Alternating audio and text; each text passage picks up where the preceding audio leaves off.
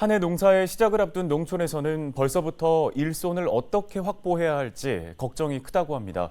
인력이 없다 보니 90이 넘은 어르신이 밭일을 해야 할 정도라고 하는데요. 헬로티비 뉴스가 새롭게 선보이는 코너 기자가 간다에서 농어촌 작업을 직접 체험해봤습니다. 정호석 기자입니다. 선생님 안녕하세요. 네, 안녕하세요. 네, 오늘 작업이 있다고 하는데요. 오늘 작업 어떻게 되는지 말씀해 주시면 좋을 것 같습니다. 네, 오늘 작업은 제초 작업으로서 한 2,000평 정도 작업을 해야 되는데 아주머니들 이거 일량 10분 정도가 오셔야 되는데 지금 한 4분밖에 안 오셨습니다.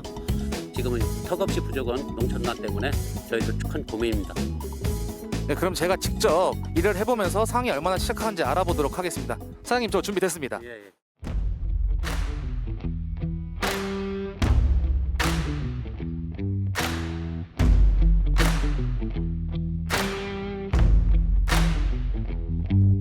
Nope.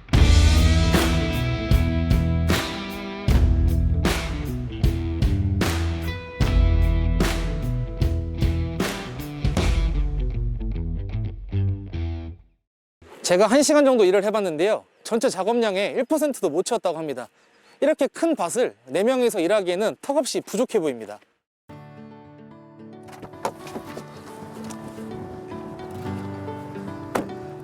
이를 해결하기 위해 여러 지자체에서는 농촌인력 중개센터를 열고 농민들을 돕고 있습니다. 저는 지난 4일 문을 연 충남 서산시 한 농촌인력 중개센터를 찾아왔는데요. 과연 이곳에서 어떤 도움을 주는지 알아보도록 하겠습니다. 서산농협과 한국농업경영회 서산시 연합회 주개소에 농촌인력 중개센터를 지정을 하고 저희가 보조금 1억 4천만 원을 투입하여서 농촌인력 중개센터를 이제 적극 운영해 나가고. 농촌인력 중개센터에서 도움을 주고 있지만 사실 농촌 자체에 일할 사람이 없다 보니 문제가 해결되진 않는데요. 그렇다고 해서 사람들에게 마냥 낯선 농촌으로 오라고 할 수도 없는 노릇입니다. 그런데 기농에 관심이 있는 사람들에게 농촌에서 살아볼 수 있는 기회를 주는 곳이 있다고 합니다. 바로 기농인의 집인데요. 실제로 이곳에 거주하면서 기농을 결심한 분이 있다고 해서 제가 직접 만나러 와봤습니다.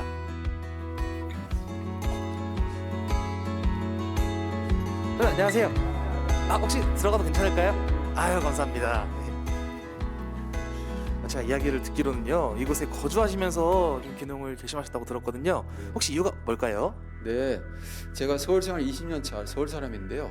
그다음 서울생활하면서 답답함을 많이 느꼈거든요. 그리고 나이도 있고 해서 시골에서 한번 살아볼 또 그런 마음도 있었고 해가지고 이 기농의 집 와서 입주하게 됐습니다. 사실 무엇보다 제일 궁금한 건요, 막상 살아보시니까 좀 어땠는지가 제일 궁금하거든요. 네, 생각했던 것보다 막상 체험하게 되니까 쉽지는 않네요. 그러나 교육을 받고 또 실제 체험하게 되면서 많은 것을 배우고 또 익히면서 구체적인 계획을 세울 수 있게 되었고, 그리고 무엇보다도 기농에 대한 가능성을 좀 이렇게 알 수 있게 되었습니다. 그것이 매우 유익한 시간이 되고 있습니다. 2020년 농업인 종사 수는 145만여 명인데요. 올 시즌 전과 비교했을 때 절반 이상으로 뚝 떨어진 수치입니다. 이 수치만 보더라도 농촌을 떠나는 사람이 굉장히 많다는 걸 알 수 있는데요. 따라서 사람들이 농촌에 정착할 수 있도록 생활 환경을 개선하고 기농대학과 기농인의 집처럼 체험을 통해 정업을 돕는 등 근본적인 문제 해결을 위한 다양한 방안이 필요해 보입니다. 지금까지 기자가 간다, 정호석이었습니다.